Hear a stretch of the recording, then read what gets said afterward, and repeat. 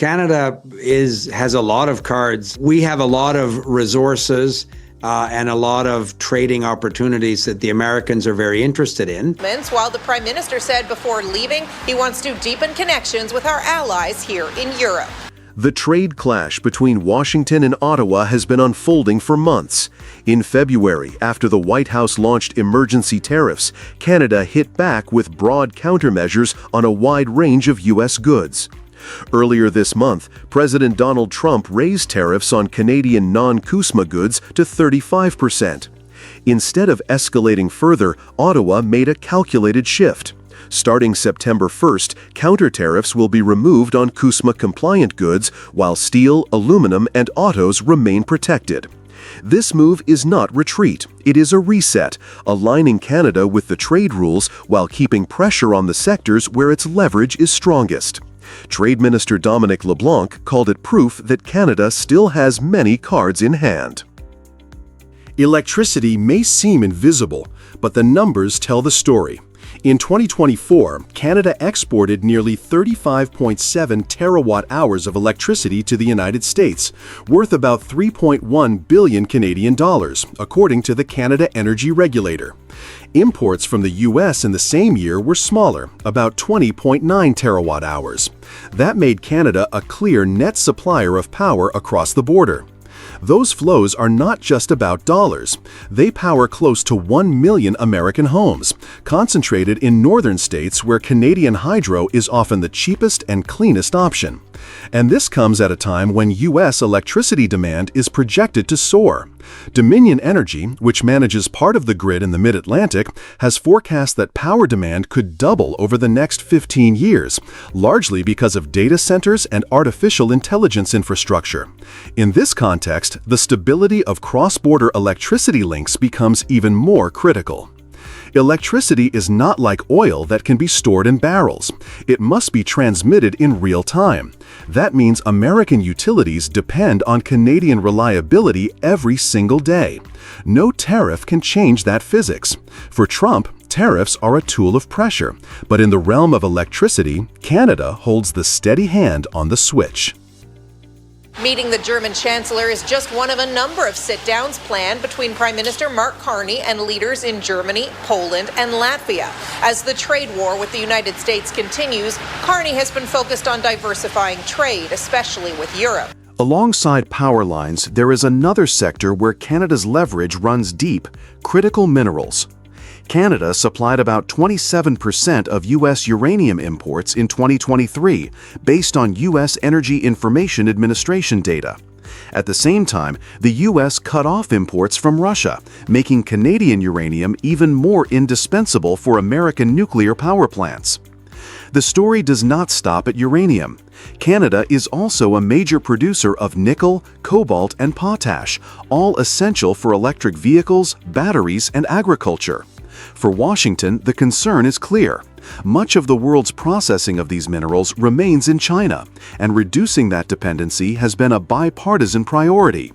Canada's reserves, developed under stable political conditions, are a rare alternative.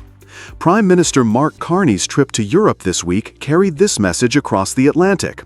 Meetings with German and Polish leaders, along with major CEOs, focused heavily on energy and minerals. Carney's pitch was straightforward. Canada is not only North America's secure supplier, it can also be Europe's. If Ottawa succeeds in building those ties, Washington risks losing the comfort of being Canada's primary customer. Trump's tariffs were meant to corner Canada, but they may end up accelerating Canada's diversification. Trump's tariffs were designed to tighten the screws, but Canada has turned them into an opportunity. By easing pressure on goods that follow CUSMA rules, Ottawa has shown fairness while keeping firm on the sectors where U.S. dependence runs deep. Electricity and minerals cannot be swapped overnight, and they give Canada a quiet but powerful hand. At the same time, Prime Minister Carney is building trade bridges with Europe, reminding Washington that Canada has options. The outcome is clear. Tariffs have not weakened Ottawa. They have highlighted strengths that Trump cannot undercut, leaving Canada better prepared for the talks ahead. America is the country that started the AI race. And as President of the United States, I'm here today to declare that America is going to win it. When it comes to AI data centers, they are an order of magnitude more power hungry than the data centers we are used to since the internet age. After August 1st, negotiations with China and Canada remained at a standstill. And Trump's latest tariff moves are now colliding with America's rising demand for energy and critical minerals to fuel its AI and manufacturing ambitions. Behind those headlines is a reality Trump can't afford to overlook. The United States relies heavily on Canadian supply, and in the race to lead in AI and semiconductor production, losing that connection would hurt Washington far more than Ottawa. I think the biggest concern, and the one that the industry itself really needs to address, is the energy usage. That is just huge. The industry and the energy producers have got to figure that out. They've got to find a better way of providing that energy.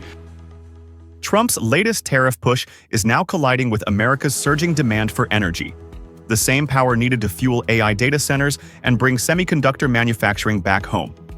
His proposal for a 100% tariff on imported chips is designed to pressure companies into building or investing in U.S. facilities.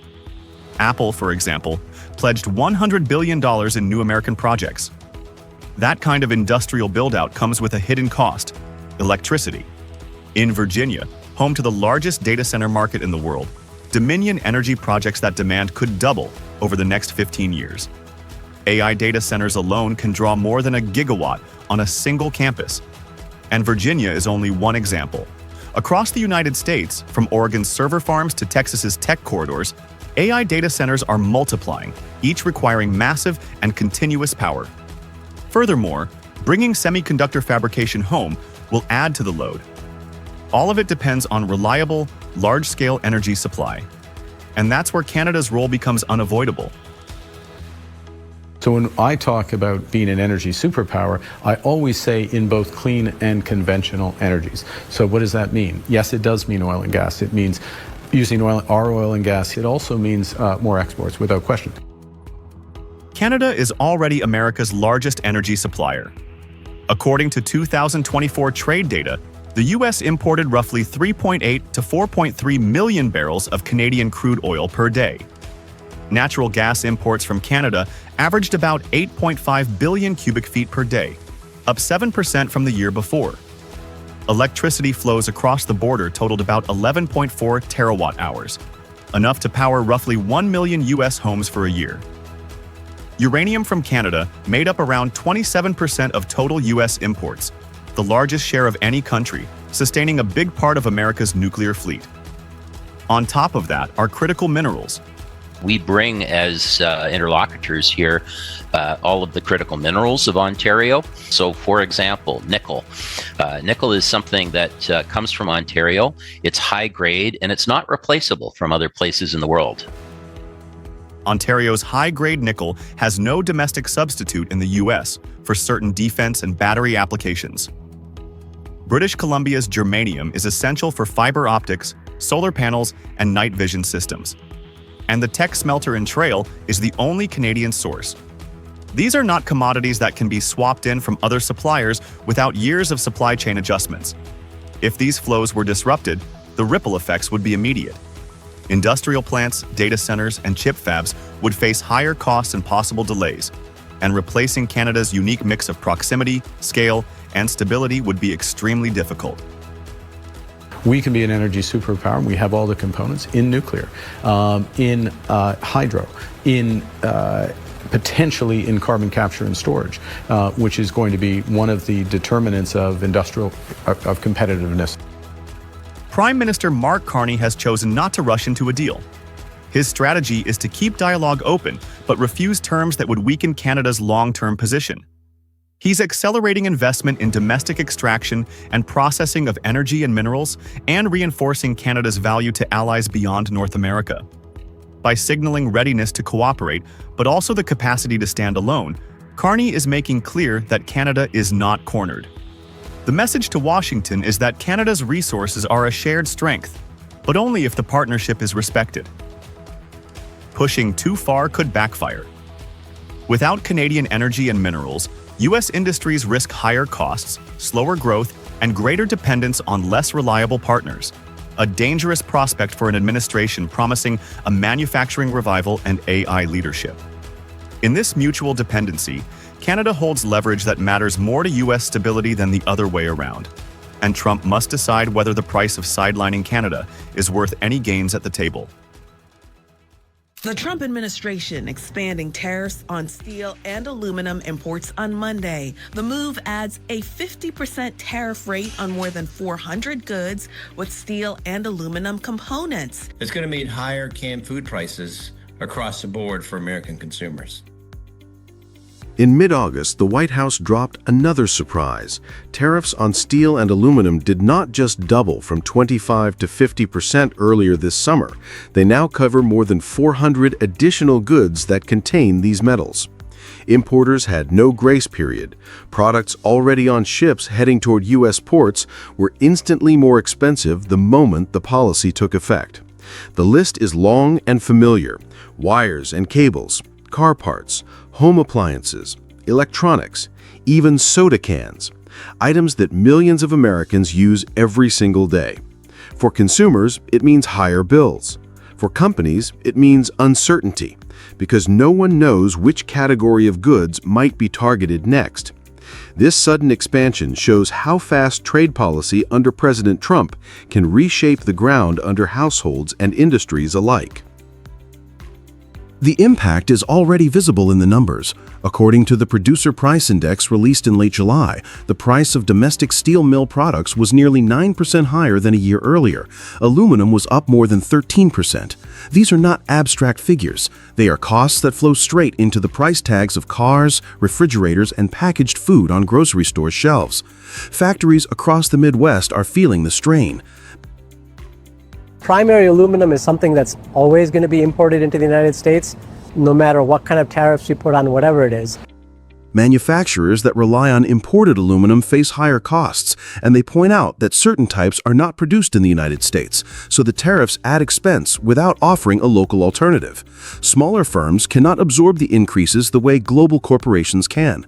As they scale back, entire communities lose the stable jobs that have sustained American families for decades. Instead of sparking a manufacturing boom, the tariffs are placing new pressure on the very towns they were meant to protect. Across the border, Canada has been moving in the opposite direction. We must reinforce our strength at home. Canada will be introducing a series of countermeasures to protect Canadian steel and aluminum workers and producers. Ottawa responded quickly when Washington first raised tariffs earlier this year. By March, Canada had imposed its own 25% counter tariffs on about 30 billion Canadian dollars worth of U.S. goods, covering steel, aluminum, and a wide range of consumer products. But Canada did not stop there. It introduced tariff rate quotas that limit how much foreign steel can enter the country, and expanded procurement rules so that only Canadian firms or trusted partners can bid on government projects requiring steel and aluminum. The government also prepared financial support for major aluminum producers if U.S. tariffs remain in place, ensuring that companies like Rio Tinto can maintain operations and jobs. This approach has a clear goal. While tariffs raise costs, Canada is using the moment to strengthen its domestic industry, protect workers, and stabilize supply chains. Ottawa is signaling that it will not simply accept American pressure. It is defending its own market while keeping its industrial core intact. The contrast is striking. In the United States, tariffs were sold as a promise to bring jobs back and make industry stronger. Yet the evidence so far points in the other direction. Higher steel and aluminum costs are feeding into inflation, squeezing companies and forcing layoffs at manufacturing firms that rely on imported metals. For American households, everyday purchases from canned food to family cars are becoming more expensive. Canada, meanwhile, has acted quickly and decisively to protect its own producers. Rather than being cornered, it has turned the trade shock into an opportunity to reinforce its industry. The result is a tale of two strategies. One is creating turbulence for consumers and manufacturers at home. The other is building resilience in the face of pressure. This is the test of tariff politics. Pushed too far, short-term protection ends up hurting the very workers it promised to defend. Trump's trade policy now shows how protection can backfire, raising costs at home while unsettling global commerce.